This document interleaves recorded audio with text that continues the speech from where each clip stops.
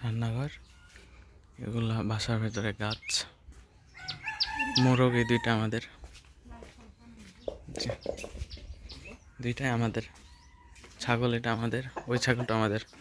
এটি ওয়াশরুম, এটি আমার রুম, এটি খালি রুম, গেস্ট রুম পড়ে আছে। আর এটা সিঁড়িঘর, উপরে ছাদ আছে।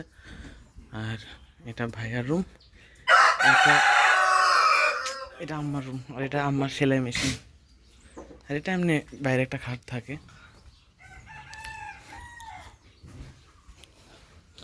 আর এমনি বাসার ভিতরে যত ধরনের গাছগাছালি থাকে সব আছে এখানে, পেয়ারা, সিম টিম, যত ধরনের গাছ। আর ওইখানে এটা বানাইছে আব্বা, মেবি কবুতর পালবে, এই জন্য কিনা আমি জানি না।